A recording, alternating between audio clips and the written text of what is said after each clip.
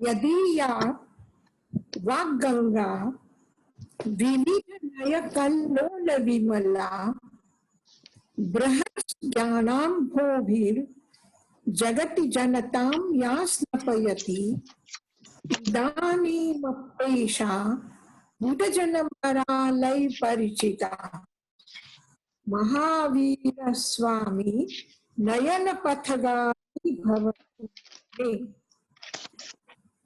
यदि या वाग्गंगा विविध नय कल्लोल विमला बृहज्ञानाम्भोभिर् जगति जनतां या स्नपयति इदानीमप्येषा बुधजनमरालय परिचिता महावीर स्वामी नयन पथगामी भवतु मे।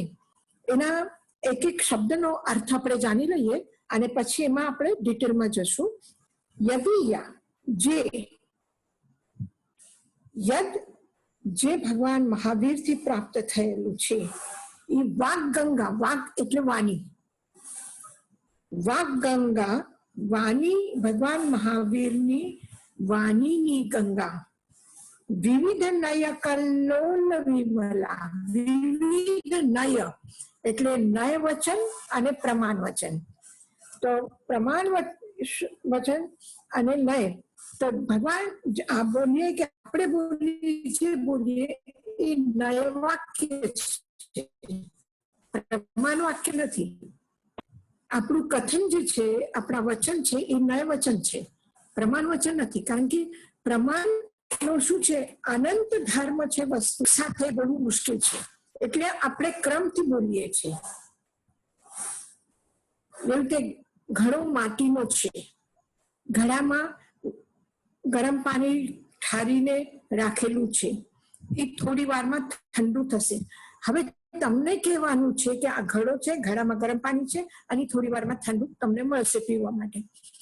હવે આ ત્રણ વસ્તુ જે છે કે પાણી ક્યાં છે, પાણી કેવું છે અને તમે કેટલી વારમાં લઈ પીવી શકો છો એ કહેવા માટે એક સાથે કહી નથી શકતા. તો પછી એક આપણે સેન્ટેન્સ બોલીએ તો પ્રમાણ વાક્ય નથી થયું. કારણ કે એક જ એવા સેન્ટેન્સ, એક જ શબ્દમાં જે ઉચ્ચારણ કર્યું છે એના સાથે અનંત એંગલ, અનંત પહેલું, અનંત ધર્મ આપણે કહી નથી શકતા. આપણી ભાષા બહુ વીક છે, આપણા જે ભાવો છે એ કહેવા માટે આપણી ભાષા બહુ વીક છે અને એટલા માટે એ ક્રમથી કહેવું પડે છે. એક સાથે બધું કહી નથી શકતા. હવે આપણે હાથમાં કેરી લીધી તો આપણને ખબર છે આનું કલર પીળું છે, એની ક્વોલિટી કઈ છે, આ કેસર કેરી છે કે હાપુસ કેરી છે કે શું છે, એ આપણે જોઈને તરત જ સમજી જઈએ. પાકેલી છે એટલે મીઠી જ હશે, એની સુગંધ આવે છે તો સુગંધ લેવાનું, આંખથી જોવાનું, મનથી વિચારવાનું અને બધું કલેક્ટ કરવાનું એક સાથે થઈ રહ્યું છે. અને એટલા તીવ્ર ગતિથી થાય છે કે આપણને એવું લાગે છે કે મેં એક સાથે બધું જાણી લીધું, પણ બોલતી વખતે આપણને ખબર પડે કે જે એક સાથે જાણ્યું હતું એ એક સાથે બોલી નથી શકતા. એટલે જે જાણ્યું છે એને કહેવા માટે એક એક વાક્ય, એક એક સેન્ટેન્સ, એક એક અલગ કરીને કહેવું પડે. એટલે એક વાક્ય કોઈ પ્રમાણ વાક્ય નથી, એ નય વાક્ય છે. એટલે એક ધર્મ માટે તમે કહ્યું પણ બીજા ધર્મની ઉપેક્ષા નથી કરી, બીજા ધર્મને ઇનકાર નથી કર્યો. તમે જયારે કહો છો આ માટીનો ઘડો છે તો ઘડો જ છે, એને બીજાને જે એના એંગલ છે કે એમાં પાણી ભરેલું છે કે એ પીવાનું પાણી છે એને ઇનકાર નથી કર્યો. પણ આ માટીનો ઘડો છે, એક સેન્ટેન્સમાં એક જ વાત તમે કહી શકાય, બધી વાતો એક સાથે ન આવે. કેરી હાપુસ છે, પીળી છે, પાકેલી છે, મીઠી છે, એ આટલું બધું અલગ અલગ રૂપમાં કેવું પડ્યું. એટલે એક સાથે બધું કહી નથી શકતા, એટલે એ પ્રમાણ વચન આપણે બોલી નથી શકતા. જે છે એ નય વચન છે. તો પણ નય વચન છે. જ્યારે આપણે એમ કહીએ કે આ જન્મ અને મૃત્યુ, જન્મ દુઃખ જરા દુઃખમ, ભગવાન મહાવીર કહે છે કે જન્મ દુઃખ છે, મૃત્યુ દુઃખ છે, જરા દુઃખ છે. જ્યારે જન્મ અને મૃત્યુ કહ્યું છે તો જન્મ મૃત્યુ કેમ થશે? પરસ્પર વિરોધી લાગે છે કે નહીં? એકબીજા સેન્ટેન્સને, એકબીજા શબ્દને, એકબીજા અર્થને કાપે છે. જન્મ અને મૃત્યુ ક્યારે થશે? જ્યારે આત્મા જન્મ લેશે, મૃત્યુ થશે. અને એક તરફ તમે કહો છો શાશ્વત છે, જન્મ મૃત્યુ નથી થતું આત્માનું, તો પછી જન્મ દુઃખમ મારા જરા દુઃખમ કેમ કીધું? આ એકબીજાની વાત એકબીજા સાથે સહમત નથી. એટલે પરસ્પર વિરોધી વાતો પણ એક સાથે થઈ શકે છે. કેવી રીતે? કે દ્રવ્ય દૃષ્ટિથી, દ્રવ્યાર્થિક નયથી આત્મા શાશ્વત છે. પર્યાયના દૃષ્ટિથી, વ્યવહારના દ્રષ્ટિથી આત્માનો જન્મ મરણ થાય છે. એટલે નયથી એને સ્પષ્ટ કર્યું કે વ્યવહાર અને નિશ્ચય નય. નિશ્ચય નયથી શાશ્વત છે, વ્યવહાર નયથી શાશ્વતનું જે કથન છે એ પણ નય વચન છે. એ પણ નય વચન છે એનો મતલબ એકબીજાના વિરોધમાં નથી. જ્યારે જન્મ મૃત્યુ, તો જન્મ મૃત્યુનો વિરોધ નથી આત્માના શાશ્વતતાના સાથે. આત્માની શાશ્વતતા કહ્યું એટલે એનો વિરોધ નથી. જન્મ મૃત્યુની ચર્ચા કરી ત્યારે વિરોધ નથી, પણ પરસ્પર વિરોધી વાતો અવિરોધ ભાવથી ભગવાન મહાવીરના વચનમાં સમાવેશ થયેલું છે. તો આ જેટલા નય છે, આ બધા શું છે? જેવી રીતે સમુદ્રનું પાણી છે, ગંગા, એને ગંગા કહ્યું ને, તો ગંગાની તરંગો છે. એક તરંગ પાણીમાંથી ઉઠે છે, ઉપર આવે છે, ઉછળે છે, પાછું પાણીમાં સમાઈ જાય છે. તો પાણી ક્યાં ગયું? પાણી પાછું ગંગામાં ગયું, અને એ જ પાણીથી પાછી બીજી તરંગ પેદા થઈ. તો એવી રીતે જે સપ્તનય છે, એ સપ્તનય અથવા આગળ જઈને તમે જોશો, જેટલું સૂક્ષ્મ વિશ્લેષણ કરશું ત્યારે જેટલા પ્રકારના વચન છે એટલા નય છે. તો આ અલગ અલગ તરંગો જે નદીમાં, ગંગામાં ઊભી થાય છે, પ્રગટ થાય છે, તો એનાથી જ્યારે નિસ્તરંગ પાણી હોય તો એટલું જોવામાં મજા નથી આવતી, પણ જ્યારે પાણીમાં તરંગો ઉછળે છે ત્યારે એને જોવાનો એક આનંદ હોય છે. તો ભગવાન મહાવીરના કથનમાં આ જે એમના વાણીની ગંગા છે, એ ગંગામાં નયની તરંગો છે. એટલે એમની વાણી જે છે અનેક નયથી વ્યાપ્ત છે, અનેક નય દૃષ્ટિથી કહેલું કથન છે. તો એ નયની તરંગો એમાં પેદા થાય છે, પાછી એમાં વિલીન થાય છે, અને એમાં એક સંગીત છે. વિવિધ નય કલ્લોળ, કલ્લોળ એટલે એનો અવાજ જે કલકલ ધ્વનિ કરે છે એને કલ્લોળ કે છે. નયનો કલ્લોળ છે એટલે કોલાહલ છે, અવાજ શુદ્ધ છે. એ શુદ્ધ નય છે, અશુદ્ધ નય નથી, નયાભાસ નથી, શુદ્ધ નય. કોઈ રાગદ્વેષ નું કથન નથી એમના સાથે. વિવિધ અનેક પ્રકારના નયનો આવાજ એમાં ગુંજે છે. જ્યારે નદી ઉપરથી વહેતી આવે છે અને ઝરણાની જેમ જ્યારે પાણી પડે છે અથવા તરંગ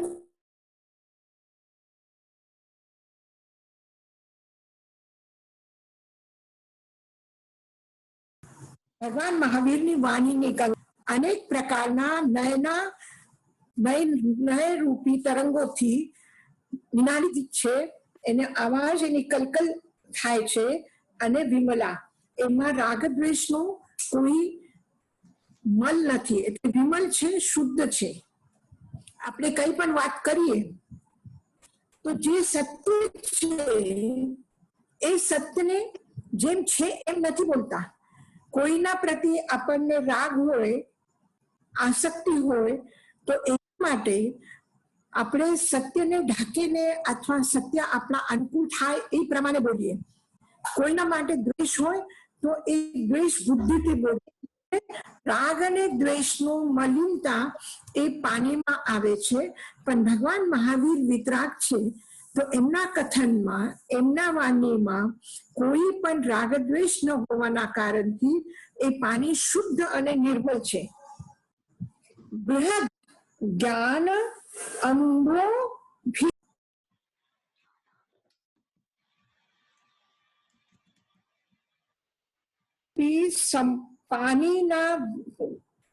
પાણીમાં અંબોભીર પાણીથી જગતી આ દુનિયાના જનતામ, આ દુનિયાના લોકો એ ભગવાન મહાવીરની વાણીની ગંગામાં સ્નપયતી એટલે સ્નાન કરીને શુદ્ધ થાય છે.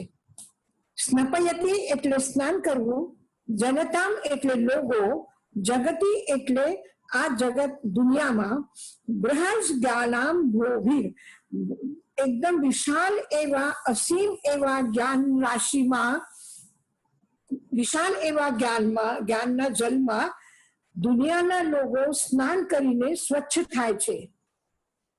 ઇદાનીમ અપી આપણે એમ કહીશું કે જયારે ભગવાન વિરાજમાન હતા, બોધ આપતા હતા, દેશના આપતા હતા, ત્યારે બધા લોકોનું કલ્યાણ થતું હતું અને હવે નથી થતું, એમ નથી. ઇદાનીમ આજે પણ, અપી એશા ઇદાનીમ અપી આ વખતમાં પણ, આ યુગમાં પણ બુદ્ધજન જે બુદ્ધિમાન, જ્ઞાનવાન, પ્રજ્ઞાવાન લોકો છે, મરાલ એટલે હંસ, એટલે પાણીમાં જેવી રીતે હંસ ઉડીને આવે છે, એવી જ રીતે વિદ્વાન લોકો હંસ છે. એ ભગવાન મહાવીરના પાણીની ગંગા, વાણીની ગંગા જે છે એ ગંગા ઉપર આવીને બેસે છે અને એ વાણીની શોભા પણ વધારે છે અને વિદ્વાન લોકો પણ એ પાણીને સેવન કરીને પોતાના જ્ઞાનનું સમાધાન કરે છે, પોતાના જ્ઞાનની વૃદ્ધિ કરે છે, પોતાના જ્ઞાનની વિમલતા બનાવે છે. એ પરિચિત થઈ ગયા છે. પરિચિતા એટલે આજના મોટા મોટા વિદ્વાનો પણ ભગવાન મહાવીરના વાણીથી પરિચિત થયા છે કે આ કેટલી મહાન જ્ઞાન રાશિ છે. એવા ભગવાન મહાવીર સ્વામી નયન પથગામી ભવતુ મે, એવા ભગવાન મહાવીર મારા નયન પથમાં આવે એટલે મારા નજરોમાં સમાઈ જાય, મારા આંખોમાં આવીને સમાઈ જાય. યદી યા ગંગા વિવિધ નય કલ્લોલ વિમલા બૃહદ જ્ઞાનાંભોર્મિર જગત જનતામ વ્યાસ્નપયતી ઇદાનીમપ્યેષા બુધજનમરાલય પરિચિતા મહાવીર સ્વામી નયન પથગામી ભવતુ મે. ભગવાનના કેવલ જ્ઞાન માટે પહેલી ગાથામાં જેવી રીતે કહ્યું હતું કે યદી એ ચૈતન્ય મુકુર ઇવ ભાવાશ્ચિદચિત સમમ ભાંતિ દ્રવ્ય વ્યજનિલ સંતોંતરહિતા જગત સાક્ષી માર્ગ પ્રગટન પરો ભાનુરિવયો. એ પહેલી ગાથામાં ભગવાનના કેવલ જ્ઞાનના વિષયમાં એમને ચર્ચા કરી કે ભગવાનનું કેવલ જ્ઞાન કેવું છે, કે એમને કહ્યું કે આ ઉત્પાદ વ્યય અને દ્રવ્ય યુક્ત જે છે એ સત છે. એટલે તત્વ શું છે કે જે ઉત્પન્ન થવું, વિનાશ થવું અને સ્થિર રહેવું એ પદાર્થનો સ્વભાવ છે, દ્રવ્યનું સ્વરૂપ છે. તો એ પ્રમાણે જે કેવલ જ્ઞાન એમને પ્રાપ્ત થયું. કેવલ જ્ઞાન પહેલાની ચર્ચા નથી કરતા, કારણ કે કેવલ જ્ઞાન પહેલા જ્યાં સુધી વિતરાગ અવસ્થા ન આવે ત્યાં સુધી શુદ્ધ વાણીનો કથન ન થાય.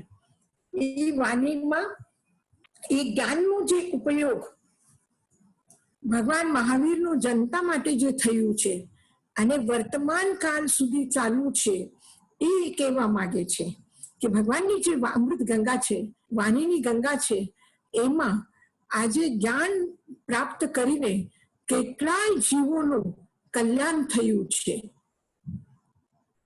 એટલે જ્ઞાન પ્રાપ્ત કર્યું એમની પૂર્ણતા એમને મળી, એમને કેવળ જ્ઞાન થયું, એમનું કલ્યાણ થયું,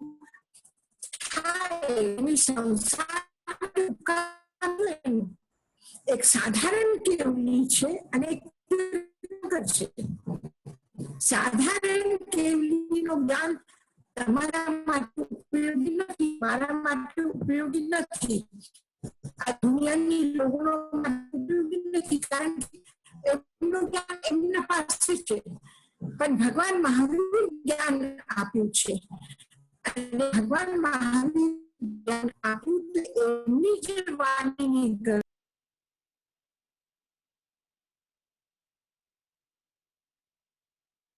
12.5 વર્ષની તપશ્ચર્યા કરીને એમના જે રાગદ્વેષ કષાય જે છે એને ક્ષય કર્યા અને એમને કેવલ જ્ઞાન પ્રાપ્ત થયું.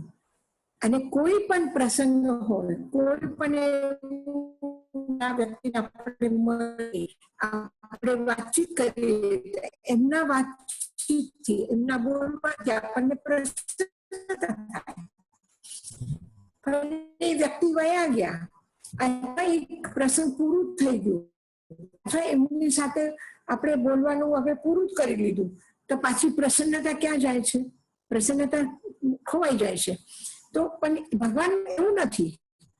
ભગવાનને જે જ્ઞાન પ્રાપ્ત કર્યું, વૈશાખ શુક્લા દશમીના દિવસે જ્ઞાન પ્રાપ્ત કર્યું, તો ત્યારથી બરાબર એમના જ્ઞાનનો ઉપયોગ, એમના જ્ઞાનથી લાભ જે છે દુનિયાને મળી રહ્યું છે. એને તરત જ પાવાપુરી આવીને જે બોધ આપ્યું, તો શું બોધ આપ્યું? શેનાથી બોધ પામ્યા? ગૌતમ સ્વામી બધા. ગૌતમ સ્વામી 11 ગણધર અને એમના શિષ્યો 4400 વ્યક્તિ વૈશાખ શુક્લા 11 દિવસે ભગવાન મહાવીરની વાણી સાંભળીને, એ બોધ ખાલી દર્શન માત્રથી નથી થયું, પીરની દેશના સાંભળીને થયું. એટલે તે દિવસથી લઈને 30 વર્ષ સુધી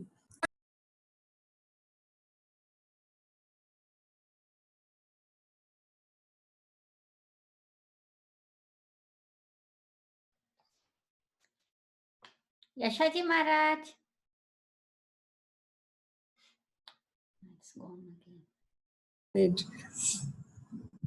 યશાજી મહારાજ બોલો. પછી નિરંતર બરાબર ભગવાન મહાવીર 30 વર્ષ સુધી જ્ઞાન આપ્યું અને 30 વર્ષ પછી પણ આજે 2,000 વર્ષ થઈ ગયા છે, છતાં પણ એ અમૃત ગંગાનો પાન કરીને આપણે આપણા અજ્ઞાનનો અંધકાર મટાડી રહ્યા છે, આ બોધ પામી રહ્યા છે. એક પછી એક લાખો લાખ લોકો આજે પણ ઇદાનીમ અપી, આ સમયમાં પણ એશામ એ ભગવાન મહાવીરની વાણીનો બુદ્ધ જન્મરાલય જે જ્ઞાની વ્યક્તિ છે, એ જેવી રીતે પાણી ઉપર આવીને હંસ બેસે છે અને હંસ પાણી પીવે છે, પોતાની જિજ્ઞાસા શાંત કરે છે, એવી જ રીતે વિદ્વાનો એ હંસ છે અને હંસની ઉપમા આપી છે. એ વિદ્વાનો ભગવાન મહાવીરના અમૃત ગંગાની પાસે આવીને એનો પોતાને જ્ઞાન લે છે. એ પરિચિતા, એ આપણે બધા જાણીએ છીએ. મહાવીર સ્વામી એવા ભગવાન મહાવીર નયન પથગામી ભવતુ મે. આનું ધ્યાનમાં એક એક અક્ષરનો અર્થ યાદ બરાબર સમજાનું. યશોજી મહારાજ, હંસનો એક્ઝામ્પલ કેમ લીધો? હંસનો હંસ એટલે જો કાગડો બેસ્યો હોય તો જોવામાં મજા આવે. એ કોઈ પાણીમાં ભેંસ જાય તો એ જોવામાં મજા આવે. અને તમે જુઓ, હંસ આવીને ચૂપચાપ ત્યાં બેસે, પાણી પીવે, પંખ આમ ઉડાડે તો જોવામાં પણ આનંદ આવે. અને ભેંસ પાણીમાં જાય એટલે પાણી ગંદુ કરી દે છે. Okay, thank you. કોઈ બીજા જાનવર જાય તો એ ગંદકી પેદા કરે છે, અને હંસ નહીં. હંસ શું કરે છે? મોતી ચૂકે છે, એટલે હંસ કીધું છે. અને તમને ખ્યાલ હશે કે જે જ્ઞાની છે, વિદ્વાન છે, જે જીવનમાં ભગવાનની વાણીનો આત્મસાત કર્યું છે એને હંસ ઉપાધિ આપવામાં આવે છે. અને હંસની ઉપાધિ એટલા માટે આપે છે કે એ સત્ય અને અસત્ય, સાચું શું છે ખોટું શું છે એનો વિવેક કરે છે. કારણ કે કહેવામાં આવે છે કે જે દૂધ છે, હંસ દૂધ પીવે છે, તો હંસ દૂધ પીવે છે ત્યારે શું કરે છે, એમાં જે પાણીનો અંશ છે એ પાણીને અંશને નથી લેતો, એમાંથી જેટલું દૂધનો અંશ છે એટલું જ એ લે છે.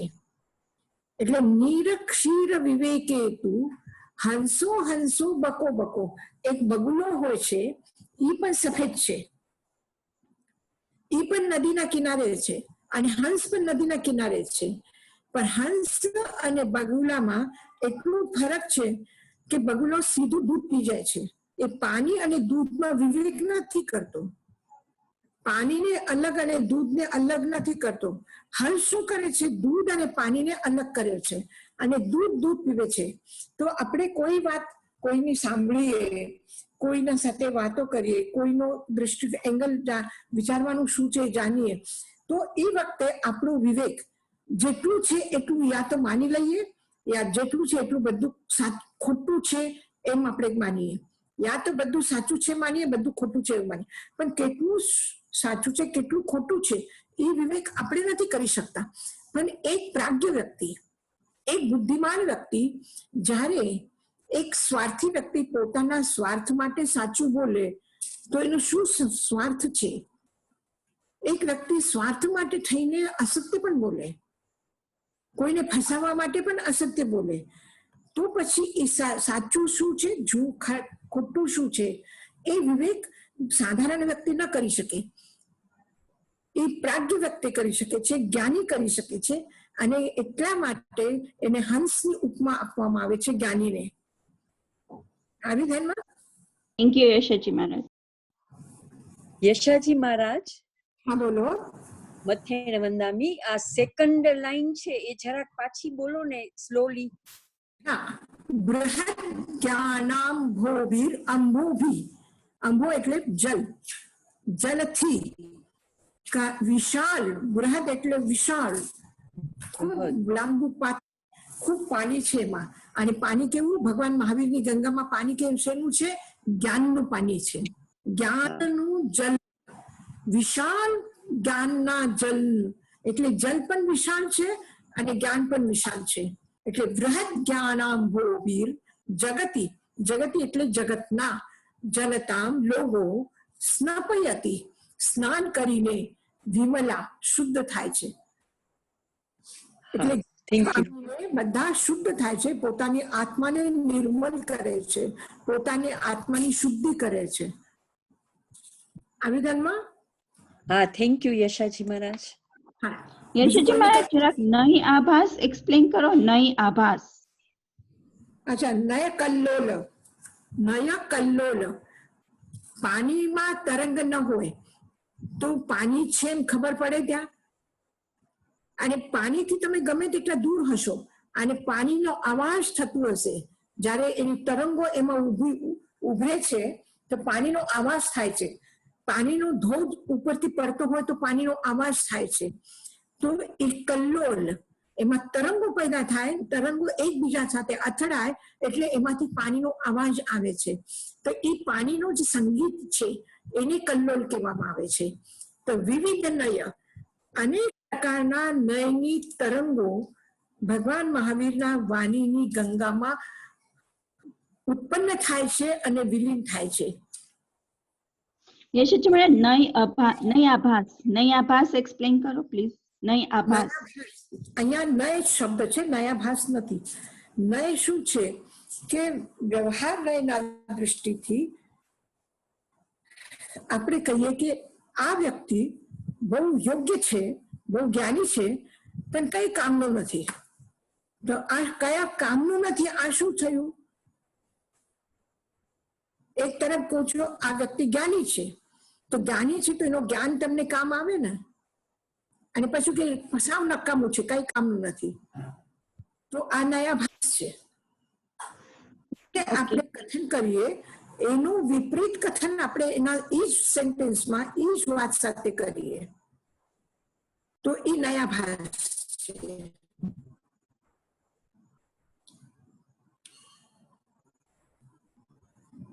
એટલે એક શબ્દમાં એના યોગ્યતા, એના ગુણોનું વર્ણન કર્યું અને બીજા શબ્દમાં એના મૂર્ખતાનું વર્ણન કર્યું કે અજ્ઞાનનું વર્ણન કર્યું. તો બંને એવું બની ન શકે જે અસત્ય કથન છે.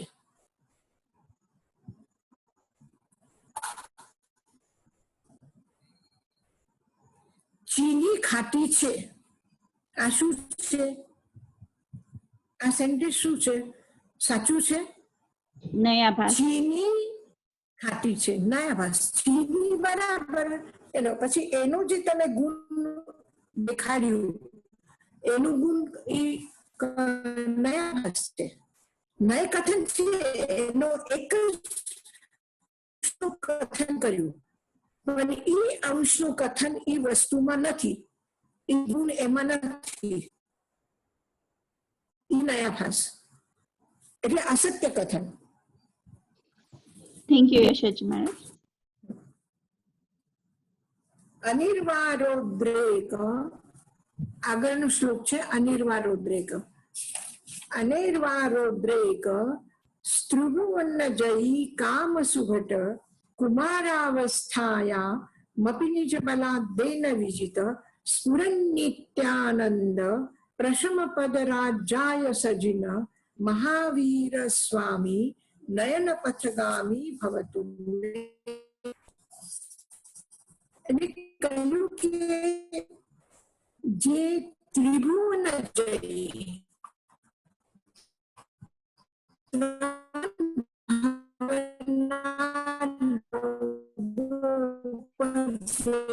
વિજય પ્રાપ્ત કર્યું છે. કોણ છે? કોણ છે કે કામ સુભટ. સુભટ એટલે યોદ્ધા, યુદ્ધ કરવા વાળું સેનાપતિ. કામ, કામ એટલે કામ વાસના, વિષય વાસના. એ જે સેનાપતિ છે, એટલે આ સેનાપતિ કયા સેનાનું છે? જેમાં ક્રોધ છે, માન છે, માયા છે, લોભ છે. આ જે સેના છે, આ સેનાનું સેનાપતિ કોણ છે? કામ છે, વિષય વાસના છે. તો વિષય વાસના એવો યોદ્ધા છે, એવો સેનાને જીતવું બહુ મુશ્કેલ છે, અનિવાર. એને નિદ્રેક એટલે મુશ્કેલ છે. જેને ત્રિભુવન કર્યું, એક સાધારણ ગાય, ભેંસ, બિલ્લી, કુત્તા જેવા પ્રાણી પણ કામના આગળ પરાજિત થયેલા છે. એના ઉપર પણ કામનું વર્ચસ્વ છે. કામ વાસના ત્યાં પણ છે, એક સાધારણ પશુમાં પણ, જેની કોઈ ચેતનાનો વિકાસ નથી થયો, એનો જન્મ જ એના વગર નથી થતો. એવી આ કામ વાસના જે છે એને ત્રણ ભુવન ઉપર વિજય પ્રાપ્ત કરેલી છે. અને આવા યોદ્ધાને, આવા સેનાપતિને કુમારાવસ્થાયામ, યુવાવસ્થામાં નિજ બલાદેન, પોતાના બલથી જેને જીતી લીધું છે, જેને ત્રણ ભુવનમાં કોઈ જીતી નથી શકતો, એને ભગવાન મહાવીર. અને કયા ઉંમરમાં? વૃદ્ધાવસ્થામાં નહીં, બાલ્યાવસ્થામાં નહીં, કુમારાવસ્થાયામ, યૌવનમાં, યુવાવસ્થામાં પોતાના બલ અને શક્તિથી એ કામ વિષય વાસનાના સેનાપતિને જીતી લીધું છે. અને શું છે? નિત્ય આનંદમાં છે. કે વાસના નથી, ઈચ્છા નથી, કાંઈ નથી, તો પછી આનંદ ક્યાંથી મળશે? એન્જોય કેવી રીતે કરશે આ દુનિયામાં? તો કે સ્ફુરન નિત્યાનંદ, પોતાના આત્માના આનંદમાં જે રહે છે. પ્રશમ પદ રાજ્યાય સજીન, અને જેને પ્રશમ પદ એટલે મોક્ષ પદનું રાજ્ય પ્રાપ્ત, જેને હવે જીતી ગયા તો શું કર્યું? રાજ્ય મળ્યું. કયું રાજ્ય મળ્યું? મોક્ષ રૂપી રાજ્ય મળ્યું એને. નિત્યાનંદ સ્વરૂપની જેમ પ્રશમ પદ રાજ્ય જે છે એને કુમાર અવસ્થામાં પ્રાપ્ત કરી લીધું. માત્ર 42 વર્ષના ઉંમરમાં એને કેવલ જ્ઞાન મળે છે. અને એના માટે સાધના માટે 30 વર્ષની ઉંમરમાં નીકળી ગયા. એનો મતલબ પ્રશમ પદ રાજ્યાય, પ્રશમ પદ રાજ્ય પ્રાપ્ત કરવા માટે એમને પોતાના શક્તિથી કામ વાસના રૂપી સેનાપતિને જીતી લીધા અને એ રાજ્ય મેળવી લીધું. એ રાજ્ય મેળવાથી શું મળ્યું? સ્ફૂર્તિ છે. એનો એમ નથી કે આજે આનંદમાં છે ને કાલે દુઃખમાં છે, અથવા કાલે દુઃખમાં હતા ને આજે આનંદ આવી ગયો, એવું નથી. એનો હંમેશ માટેને કોઈ દિવસ એના ઉપર દુઃખની કે વૈરાગ્યની કે કોઈ છાયા એના ઉપર આવતી નથી કશાય ભાવની. એવા પ્રશમપદ રાજ્યને પ્રાપ્ત કરવા માટે યુવાવસ્થામાં એને પરાજિત કરી દીધા. કોને કરી દીધા પરાજિત? કામરૂપી વિષય વાસના રૂપી જે સેનાપતિ છે. કયા સેના? વિકારોનો જે સેનાપતિ છે. વિકાર છે, આસક્તિ છે, મોહ છે, રાગ છે, દ્વેષ છે, કશાય છે, એનું જે સેનાપતિ જે છે, આ સેનાપતિ છે વિષય વાસના. તો એ વાસનાને એને જીતી લીધા અને પ્રશમ પદને પ્રાપ્ત કરી લીધું. એવા ભગવાન મહાવીર સ્વામી મારા નયન પથગામી ભવતુ મે, મારા અંતરમાં ઈ આવે. એટલે આ અંતરંગ યુદ્ધ છે અને એ યુદ્ધને લડનારા તમે, તમારા અંદરમાં જ યુદ્ધ ભૂમિ છે, તમારા અંદરમાં જ સેના છે શત્રુની, અને એ શત્રુને જીતવા વાળા પણ તમે જ પોતે છો. એટલે વિજય તમારી જ છે અને હાર થશે તો હાર પણ તમારી જ છે. પણ ભગવાન મહાવીર વિજયી છે, વિજેતા. કોને જીત્યા? કામ સુબટને જીત્યા, વિષય વાસનાને જીત્યો અને એ યુવાવસ્થામાં જીત્યા. પોતાના બલથી જીત્યા છે. પોતાના બલથી પોતાના અંદરમાં રહેલા શત્રુને પરાજિત કરીને વિજય થવું અને સંપૂર્ણ નિત્ય આનંદને પ્રાપ્ત કરવા માટે એમને વિજય પામી ગયા. એટલે એ વિજેતા છે. એ જીન છે. જીન મતલબ જેને જીતી લીધા છે, એ જીન છે. એ જીન થઈ ગયા, વિજેતા થઈ ગયા. આવી ધ્યાનમાં. યશાજી મહારાજ પાછી સમજાવો, કામ શુભતા શું છે? કામ સુબટ, કામ એટલે વાસના. આવી ધ્યાનમાં. ના, desires, કામ એટલે સેક્સ, લસ્ટ, વિકાર.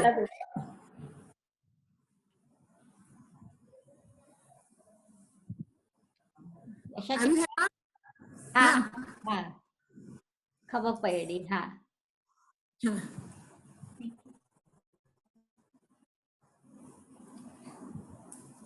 આગળનો શ્લોક કરીએ તો એટલે આજે આપણે પૂરું કરી લઈએ અને પછી આપણે આવતી વખતે ઉત્તરાધીન સૂત્રનો 29મો અધ્યાય લઈશું.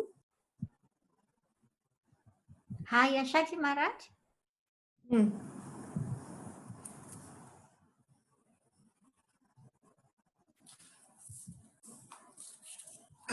અનિર્વાદ રૌદ્રેક થઈ ગયું. હવે મહામોહાતંક પ્રશમન પરાકસ્મિક ભીષક નિરાપેક્ષો બંધુર વિદિત મહિમા મંગલકર શરણ્ય સાધુ નામ ભવભય ભૃતામ ઉત્તમ ગુણો મહાવીર સ્વામી નયનમ કૃથગામી ભવતુ મે. ભગવાન મહાવીરનો કેટલા ગુણોનું હું કથન કરું. એક ગુણને જોઉં તો બીજું ગુણ એનાથી પણ વધારે મને લાગે. બીજું ગુણનું વર્ણન કરું તો ત્રીજું ગુણ ક્યાં સુધી હું કરું? તો કે મેં આટલું તમને કહ્યું, હજી એક કહી દઉં છું કે મોહરૂપી જે મોહ છે એ મનુષ્યનો એક બીમારી છે. મોહ છે એ બીમારી છે અને એવી બીમારી છે કે એમાંથી ઘણા બધા બીજા રોગો પેદા થાય છે.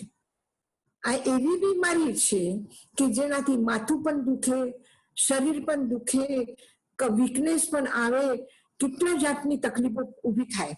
એ એક એવી અસાધ્ય બીમારી છે કે કોઈ જીતી ન શકે એને. એ બીમાર છે મોહ. અને એનાથી આતંકિત છે બધા લોકો.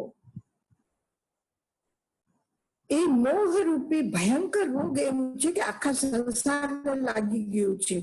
અને એ રોગને નષ્ટ કરવા માટે કોણ છે? આકસ્મિક એક જ એવો આપણને વૈદ્ય મળ્યું છે.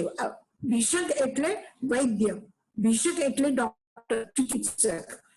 આ એક જ આકસ્મિક રૂપથી આપણને એક ભીષક મળ્યું છે, પ્રશમનપરા, જે તમારા આતંકને શાંત કરવા વાળો છે, તમારા મોહને શાંત કરવા વાળો છે. જ્યારે ભયંકર ક્રોધ આવે અને એ ભયંકર ક્રોધમાં કોઈ સમજાવવા જાય કે ભાઈ શાંતિ રાખો, તો કે વધારે એના ઉપર ગુસ્સો કરે. કોઈ કેમ એમ કે તમે કરો છો સારું નથી, બરાબર નથી લાગતું, આટલા બધા લોકોના વચમાં ગુસ્સો કરો છો, તો એ હજી વધારે કરે છે કે શું સારું નથી લાગતો. તો એ વધારે થાય એની દવા કરવા જઈએ તો ભગવાન મહાવીર એવા વૈદ્ય છે કે જે બીમાર લોકો પાસેથી કોઈ એને અપેક્ષા નથી કે આમ પછી એની ગિફ્ટ એને, તો એ ભગવાન મહાવીર એવા વૈદ્ય છે કે નિરાપેક્ષો, એને કોઈ અપેક્ષા નથી કે તમે એમના માટે શું કરો. અને નિરાપેક્ષ બંધુ છે, તમારા સગા છે. એટલી આત્મીયતાથી તમને કોણ પૂછવા વાળું છે, એટલી આત્મીયતાથી તમારી બીમારી કોણ દૂર કરવા વાળું છે, કોને પડી છે? બંધુ નિરપેક્ષો બંધુ છે. વિદિત મહિમા, જેની આખા સંસારમાં મહિમા છે કે જેને કોઈના પાસેથી કોઈ સાન્ય આત્મીયતાની સાથે, પ્રેમની સાથે એ પ્રશમનપરા, એ બીમારીઓને દૂર કરે છે અને મંગલ કાર્ય કરે છે. બેઠો, થોડી દેર અભી ચલેગા. મહામોહાતંક, ભયંકર એવો મોહનો આતંક છે. અને એ આતંકમાં, એ રોગના આતંકથી આતંકિત આખી દુનિયા છે. અને એમાં એક આકસ્મિક રૂપથી અચાનક એક વૈદ્ય આપણને મળી ગયું છે. એ વૈદ્ય છે ભગવાન મહાવીર. એ ચિકિત્સક છે. અને એ શું કરે છે કે જે એમના શરણમાં આવેલા છે, એ એમના શરણમાં આવેલા બધા ભલા લોકોને, સાધુ લોકોના ભય મુક્ત કરવા વાળા, ભયથી મુક્ત કરવા વાળા એવા એક ઉત્તમ ગુણોના ધારક છે. ઉત્તમ ગુણને ધારણ કરવા વાળા છે. અને જે સાધુ એમના શરણમાં આવ્યા છે એને ભવના દુઃખથી એને પાર કરવા વાળા છે. એટલે એક તો વૈદ્ય છે, એ બીમારીની ચિકિત્સા કરે છે, એ તમારા નિસ્વાર્થ ભાવથી કરે છે, તમારા આત્મીયતાની ભાવના સાથે કરે છે. કારણ કે બંધુ છે, એમની મહિમા, એની પ્રસિદ્ધિ છે જગતમાં. જેવું તેવું ગલીમાં બેસવા વાળો ડોક્ટર નથી, જગત પ્રસિદ્ધ છે. એ પ્રસિદ્ધ પામેલા છે, મંગલ કરવા વાળા છે, નિરાપેક્ષ ભાવથી કરે છે, આત્મીયતાની સાથે કરે છે, બીમારીને દૂર કરે છે. અને પ્રશમનપરા, બીમારી સંપૂર્ણ નષ્ટ થાય પછી આનંદ પ્રાપ્ત થાય છે. અને જે પણ આવે, જે પણ એમના શરણમાં આવ્યા છે, શરણ્ય સાધુનામ, સાધુઓના માટે એકમાત્ર શરણ છે. અને ભવ ભય ભૂતામ ઉત્તમ ગુણો, જે ભવના ભયથી પીડિત છે એ લોકો માટે એ શરણરૂપ છે. એવા અનેક ઉત્તમ ગુણોના ધારક છે એવા ભગવાન મહાવીર સ્વામી નયન પથગામી ભવતુ મે. એવા ભગવાન મહાવીર સ્વામી આપણા આંખોના આપણા દૃષ્ટિપથમાં હંમેશા રહે એવી પ્રાર્થના કરીએ છીએ.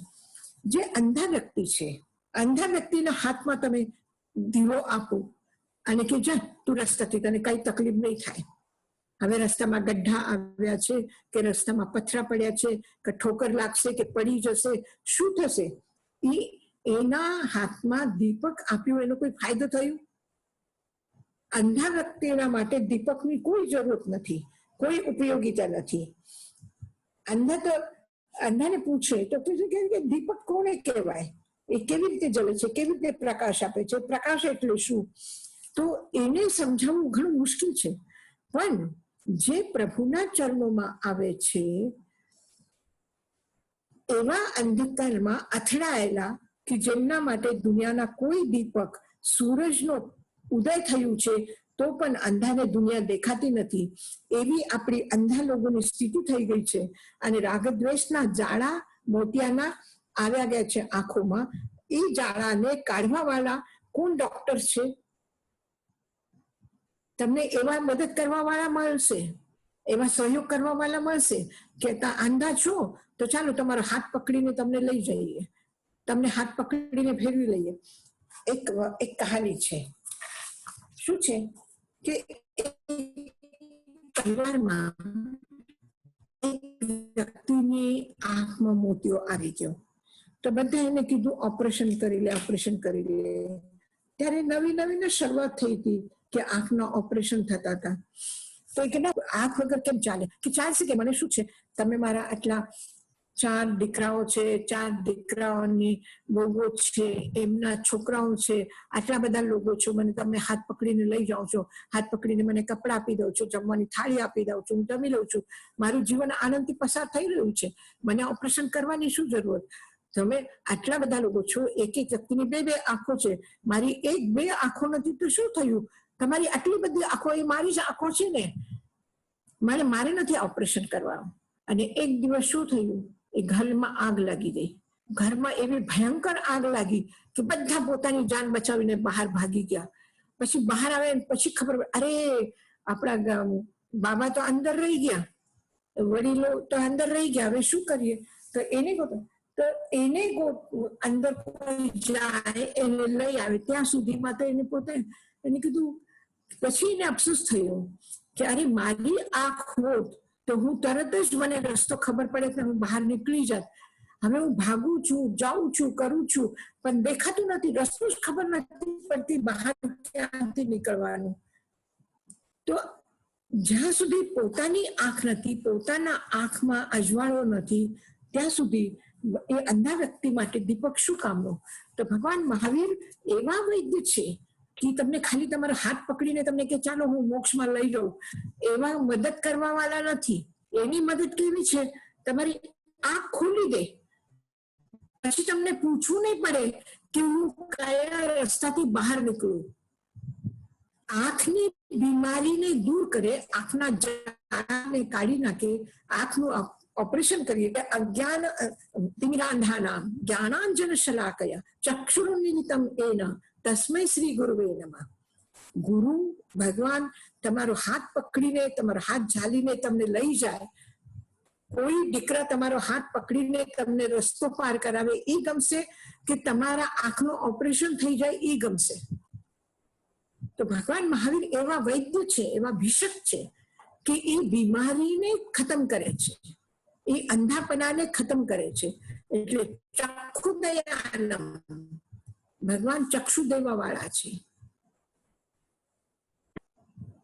હાથ પકડીને ચલાવવા વાળા નથી.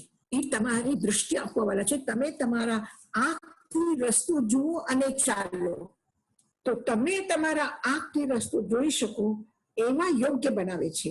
અને એના બદલામાં ભગવાન જે આપ્યું છે, એના બદલામાં ભગવાનને કાંઈ જોતું નથી, નિરાપેક્ષ છે.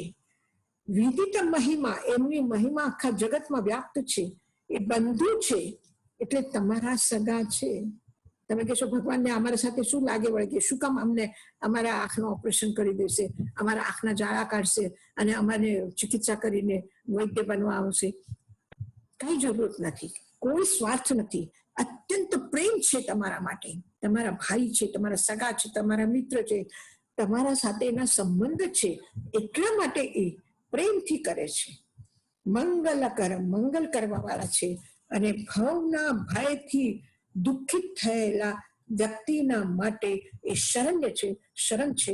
અને એવા શરણભૂત ભગવાન મહાવીર, અને ક્યાં સુધી હું એમના ગુણોનું વર્ણન કરું કે કમાલ છે. ઉત્તમ ગુણો, એકથી એક વધારેમાં વધારે શ્રેષ્ઠ ગુણોના ધારક છે. એટલા માટે પ્રભુને હું વંદન કરું છું.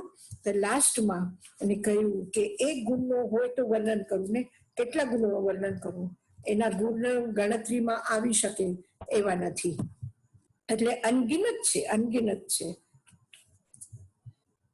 લાસ્ટમાં છે મહાવીરાષ્ટકમ સ્તોત્રમ ભક્ત્યા ભાગેન્દુના કૃતમ ય પઠે શૃણુયાશ્ચાપી સયાતિ પરમામ ગતિ. આ મહાવીરાષ્ટક સ્તોત્ર જેમાં 8 શ્લોક છે એને અષ્ટક કહેવામાં આવે છે. જેવી રીતે મહાવીરાષ્ટક છે, ગૌતમાષ્ટક છે, પદ્માવતી અષ્ટક છે, એટલે 8 શ્લોકથી રચનાની પેલા પરંપરા હતી. તો એમાં 8 શ્લોક છે એ ભગવાન મહાવીરની સ્તુતિ કરવા વાળા છે, એટલે એને મહાવીરાષ્ટક કહ્યું છે. આવું જે સ્તોત્ર છે એ ભાગેન્દુના, ભાગચંદ્ર, ઇન્દુ એટલે ચંદ્ર, ભાગચંદ્ર નામના એક શ્રાવક હતા, એને ભક્તિભાવથી કૃતમ કરવું, બનાવ્યું. ય પઠિત, જે વ્યક્તિ એને બોલશે, પાઠ કરશે, એનો સુનયાત, સાંભળશે, એ વ્યક્તિ સયાતિ પરમામ ગતિ, એ પરમ ગતિને પ્રાપ્ત કરશે. આવી ધ્યાનમાં. આજે આપણું આ મહાવીરાષ્ટક સ્તોત્ર પૂરું થઈ ગયું છે. કોઈને કઈ પૂછવું છે એમાં કઈ પૂછવાનું છે કોઈને?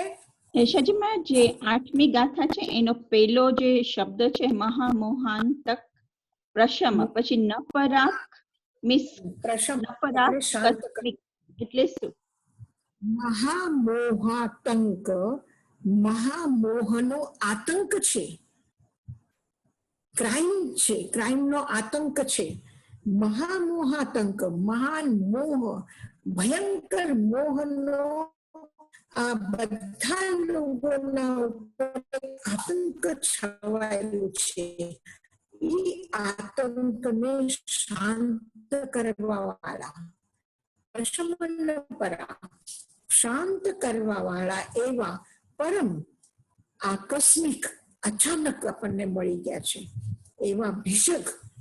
અને આકસ્મિક નો બે અર્થ છે તત્કાલ, તરત જ. એવું નથી કે જન્મ સુધી તમે એમની પાસેથી ટ્રીટમેન્ટ કરાવો ત્યારે તમારી બીમારી ઠીક થાય, એવું નથી. તત્કાલ, આકસ્મિક, શાંત કરી દેશે.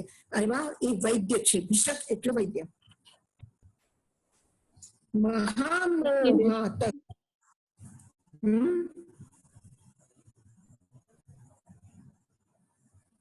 સમજાયું? હા, થેન્ક યુ યશાજી મહારાજ. સમજાયું? હા હા. બીજું કઈ પૂછવું છે?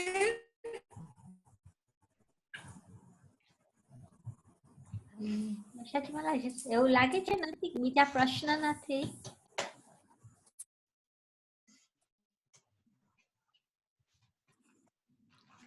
યશાજી મહારાજ, પ્રશ્ન નથી તો એક વખત બોલવું છે. હા આપણે બોલીએ. હા એક યશાજી, વખત બોલવું છે. હા બોલીએ. હા પહેલાથી બોલીએ.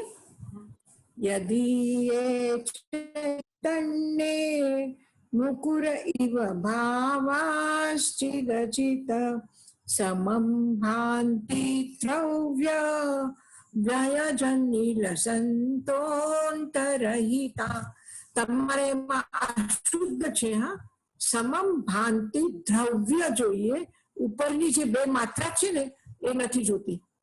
યદી ચૈતન્યે મુકુર ઇવ ભાવાશ્ચિદચિત સમમ ભાંતિ દ્રવ્ય વ્યયજનિલ સંતોંતરહિતા જગત સાક્ષી માર્ગ પ્રકટન પરો ભાનુરિવયો મહાવીર સ્વામી નયન પથગામી ભવતુ મે અતામ્રમ યચ્ચક્ષુ કમલયુગલમ સ્પંદરહિતમ જનાન કોપાપાયમ પ્રકટયતિ વાભ્યંતરમપી સ્ફુટન મૂર્તિર્યસ્ય પ્રશમિતમયી વાતિ વિમલા મહાવીર સ્વામી નયન પથગામી ભવતુ મે. नमन्ना केन्द्राली मुकुटमणिभाजाल जटिलं लसत्पादाम्भोज द्वयमिह यदीयं तनुभृतां भवज्ज्वाला शान्त्यै प्रभवति जलं वा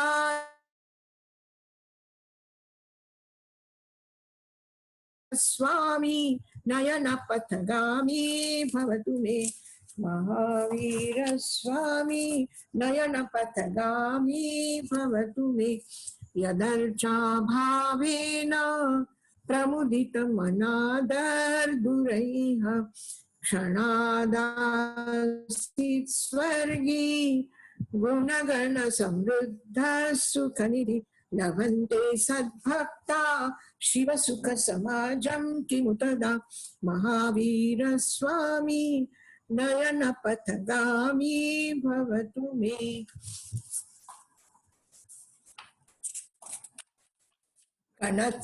कनत्स्वर्णाभासो व्यपगततनुर्ज्ञाननिवहो विचित्रात्मा पेको नृपतिवर सिद्धार्थतनय अजन्मापि श्रीमान् विगत भवरागोद्भुतगतिर् महावीर स्वामी नयनपथगामी भवतु मे। यदीयावगङ्गा विविधनयकल्लोलविमला बृहज्ञानाम्भोभिर्जगति जनतां या स्नपयति इदानीमप्येषा बुधजनमरालै परिचिता महावीर स्वामी नयनपथगामी भवतु मे। अनिर्वारोद्रैका श्रीभुवन जयी कामसुभट कुमारावस्थायामपि निजबलाद्येन विजित सुरन्नित्यानन्द प्रशमपदराजाय सजिन महावीर स्वामी नयनपथगामी भवतु मे। महामोहातंका प्रशमन पराकस्मिक भीष निरापेक्षो बंधुर विदित महिमा मंगलकर शरण्य साधूनां भवभयभृतामुत्तम गुणो महावीर स्वामी नयनपथगामी भवतु मे। महावीराष्टकं स्तोत्रं भक्त्या भागेन्दुना कृतं यः पठेत् शृणुयाश्चापि स याति परमां गतिं स याति परमां गतिम्।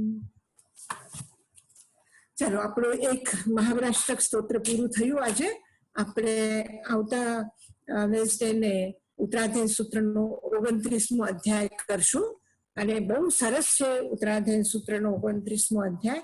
એમાં અનેક અલગ વિષય છે અને બધાને આપણને જાણવાની એક જિજ્ઞાસા હોય છે કે સમ્યક જ્ઞાન એટલે શું, સમ્યક દર્શન એટલે શું, સમ્યક ચારિત્ર્ય એટલે શું, તપ એટલે શું, વૈયાવૃત્તિ એટલે શું, ક્ષમા એટલે શું, એનાથી શું ફાયદો થાય, શું મળે, એવા 29 પ્રશ્ન છે।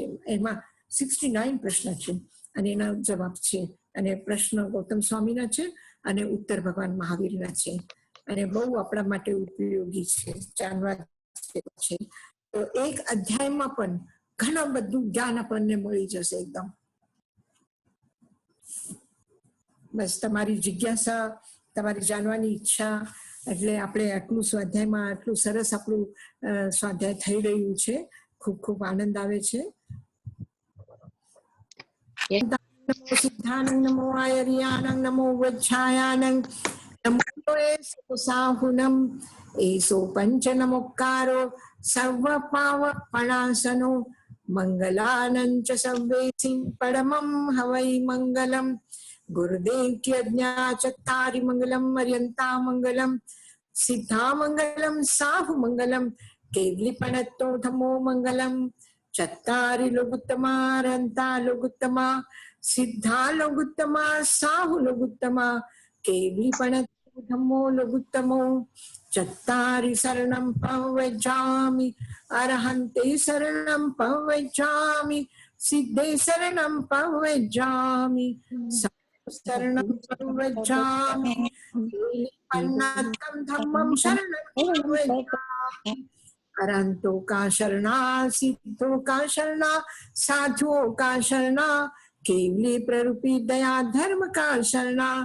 चार शरणा दुख हरना सुख करना और शरणा नहीं कोई जो भय प्राणी आदरे तो अक्षय अमर। हाजी खूब खूब आनंद नवीन भाई।